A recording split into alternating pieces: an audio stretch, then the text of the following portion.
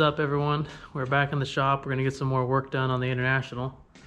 Today I want to get the steering hooked up and get some other things buttoned up, and got a few new parts in. Still got to get some more stuff to really get going on this thing, but I got a few things I can get done, so let's just see what we got going on and get to work. So I was looking around different ways to hook up the steering, but I was noticing the stock steering shaft actually lines up really close to the stock column, just a little bit lower, and the stock column's a little too long. So what I did was I took the stock shaft out of the column and I had the end of it machined so it'll fit into this coupler to the stock Dodge steering shaft. So all you really need to do to get this to work with the stock steering shaft is cut the factory International column. Just make it a bit shorter. I haven't measured anything yet, so I'm not sure. And then we'll cut this piece and cut it down about 10 inches or so, and then put that in there, and then this piece here will be sticking out of the firewall just enough to go into here, and I'll put some kind of coupler in a boot there, and then we'll figure out, get that out of the way, we'll figure out a way to brace this so it doesn't move around, because the factory rubber is gone. So we'll get something on there, some type of coupler or something for the firewall to hold the column, and I think I need to move it more to the left so it's about over here, just to get this steering shaft here away from the frame a bit. So first things first, I'm gonna get that column cut into the length we need, and then I'll get the plasma cutter out and figure out where I need to cut that, but leave enough room so I have a place to bolt on a coupler for this thing. So I get the Sawzall out and put a fresh blade on it.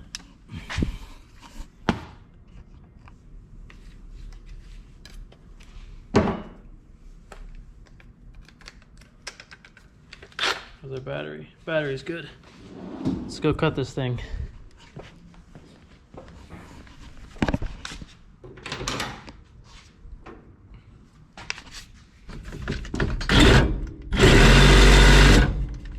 Hold the steering wheel.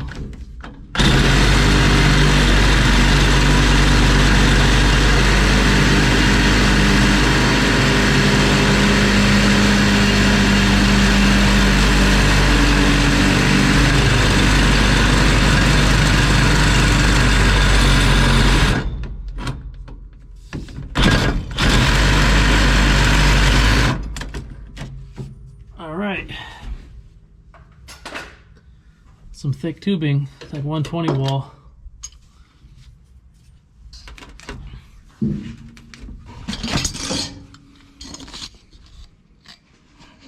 Okay. The old front cross member, I cut the mounts off for the rear of the cab.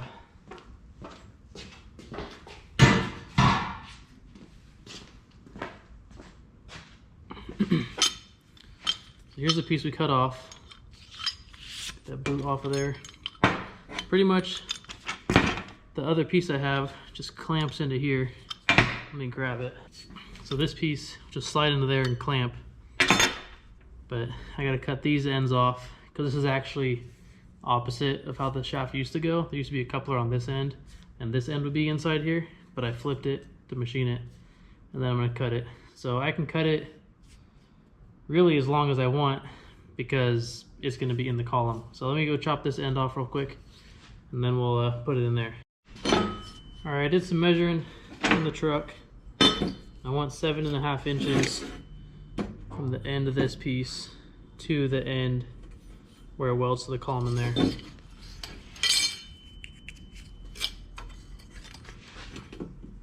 Seven and a half. Go ahead and get that cut.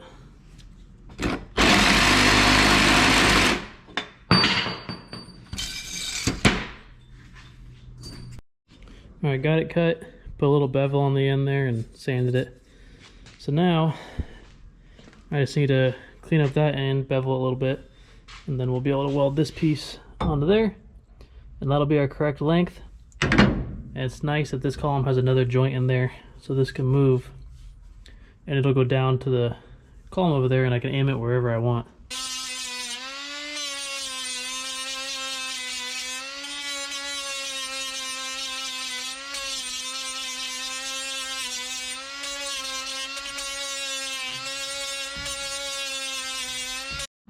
Alright, both sides are cleaned up, ready to weld. Here's my little hack for welding two tubes together and making sure they're straight. Piece of angle iron, two little spring clamps, hold them together, butt the two ends together and weld it up. So I'm just going to get this thing tacked up really quick. So I can get ground clamp on there.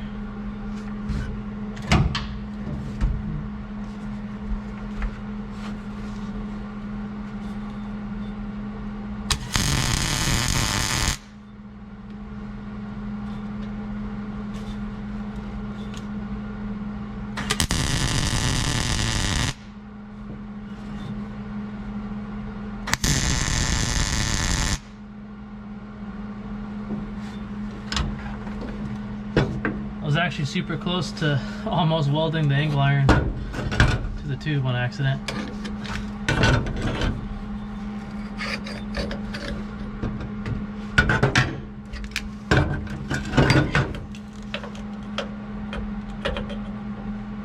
One more tack on the back side here.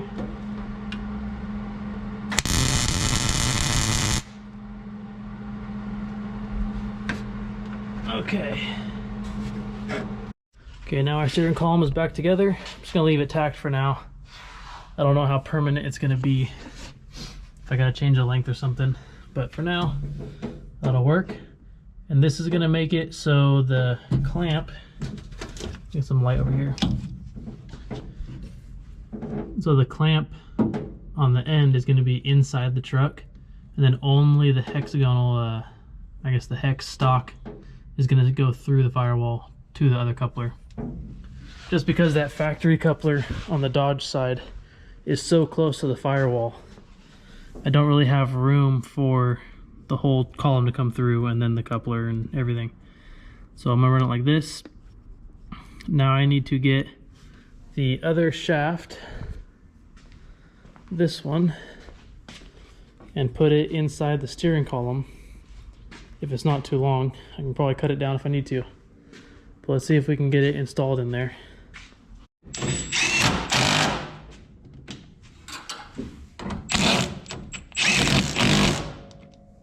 There we go. Other than it being floppy, it steers. Let's test it, see if it'll turn.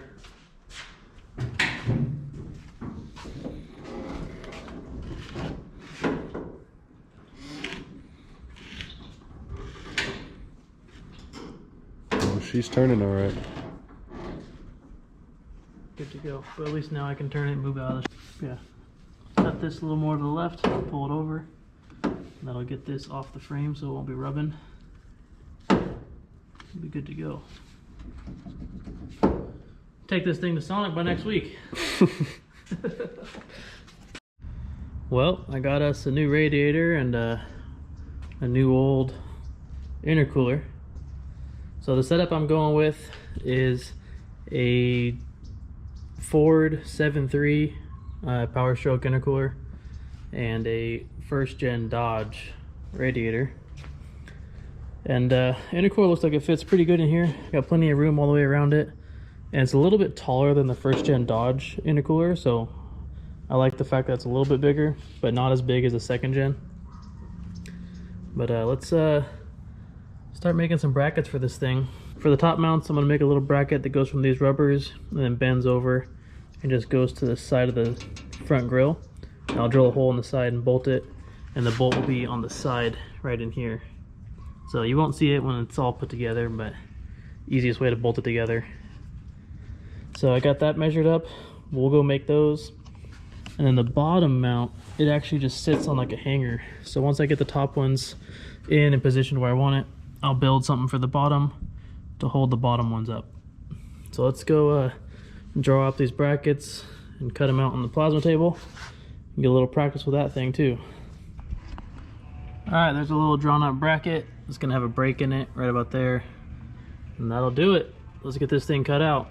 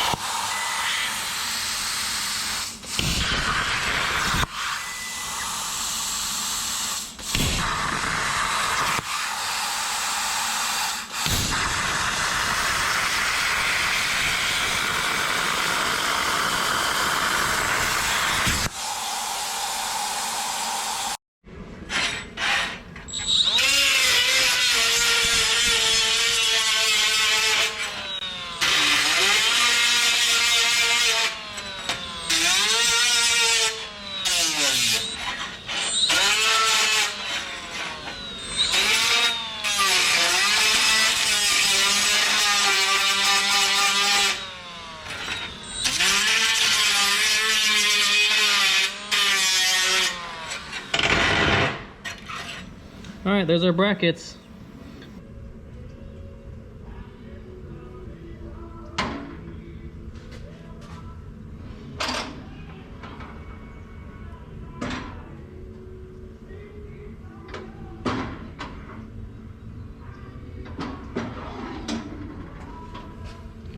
Still need to get some better hardware.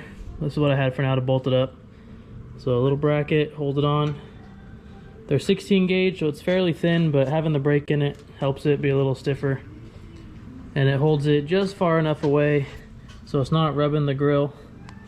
And then the bottom, it's got a straight gap all the way down. I just need to make a mount for the bottom just to hold the weight up a little bit. That thing will be ready to go. See, check down here for clearance. We're off the frame.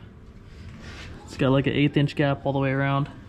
And it can go up and down a little bit because I made the holes a little bigger than the bolts. So I have a little bit of movement. So I can loosen it, raise it up, tighten it once I get the bottom mounts on.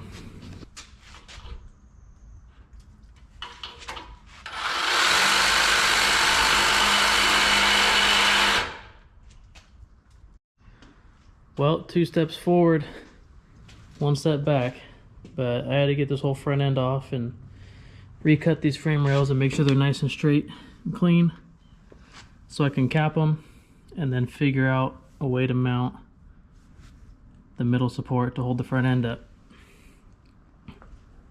And then we'll figure out the radiator and the intercooler. Alright, we got pretty creative here with this one.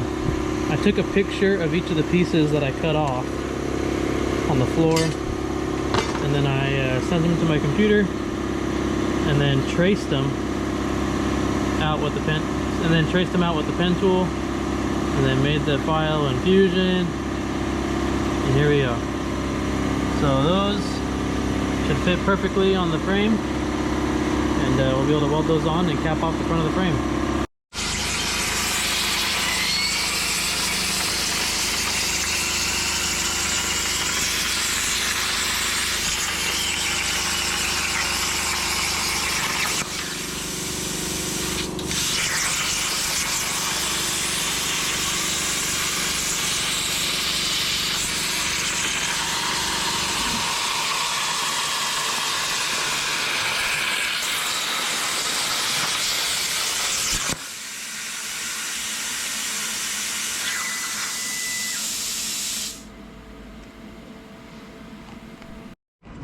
Alright, here's our 2 plates. Let's see how they fit on here. I'd say that's perfect. Just the right amount of overhang of the original frame all the way around to weld. Now let's see this side.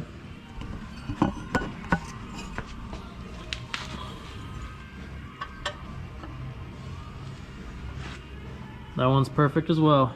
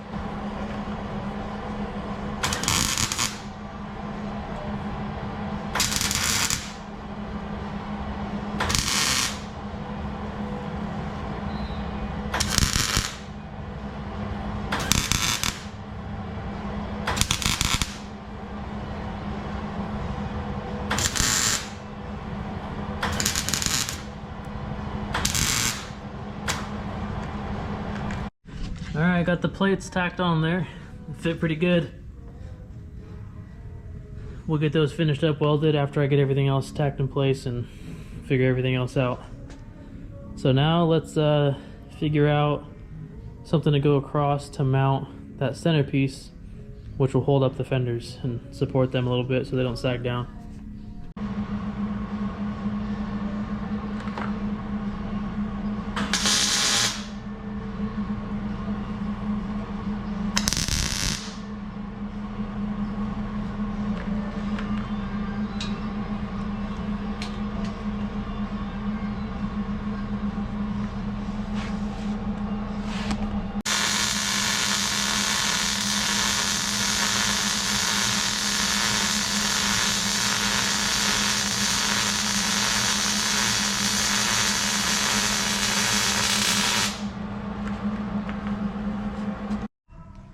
Alright, I put this little tube across from one side to the other, drilled a hole in the center, put the smaller hole on the inside with a bolt holding the center of this lower cowl piece. Made sure everything is dead center with the frame, and then everything's level now. Looks pretty straight. This fender over here is a little off just because it's dented. I keep looking at the dent thinking it's crooked, but it's just a dent. Finish welding around this and then box in the ends just so it looks neater.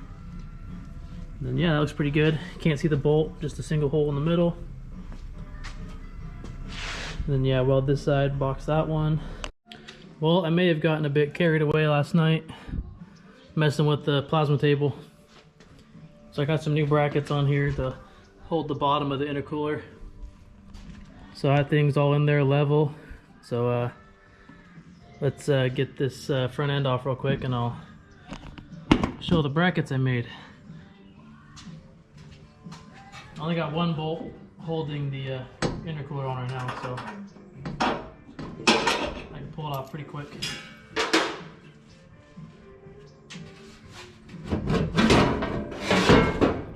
Falling over.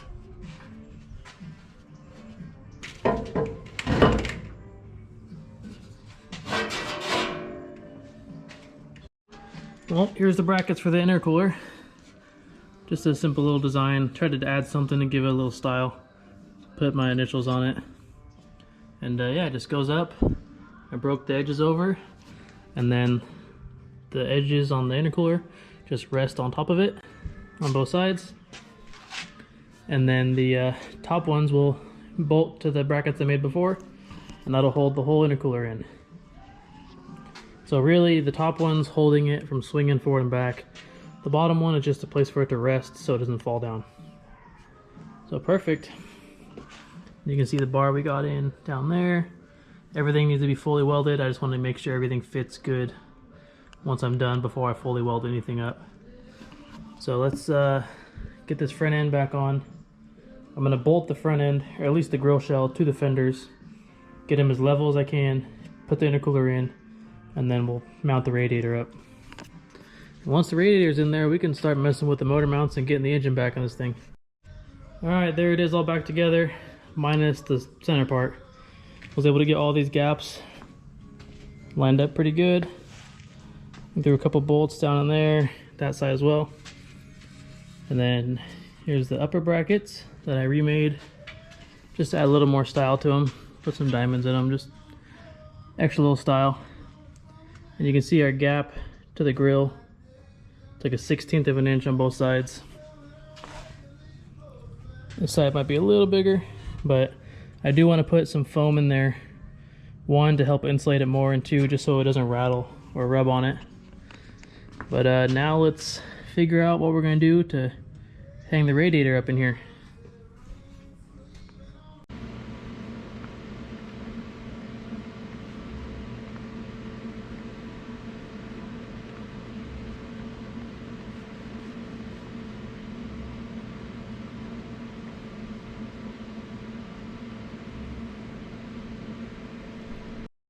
Okay, I got some measurements from the bottom of the radiator. We have these little studs sticking off right here. And I'm gonna try to build a crossmember to go from one side all the way to the other. with the 2 holes in it for the studs to go through. So I got a few measurements. I'm gonna go start drawing it up, and then we'll get it cut out and bend it up and put it in.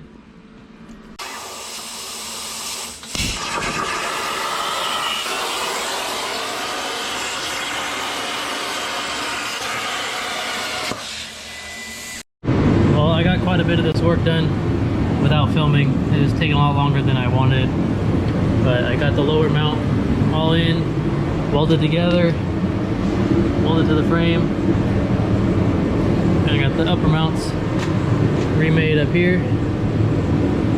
I just made them 2-piece again because it's way easier to get in and out. And I put little grommets in here on both sides. So now all I have to do on the front is finish welding the plates and the front support, and then put grommets on the bottom studs for the radiator, and then pull the cap back off and start making motor mounts to get the motor set in here. Well, I think that's pretty much gonna wrap up this video. Got the radiator and everything in, but and the steering.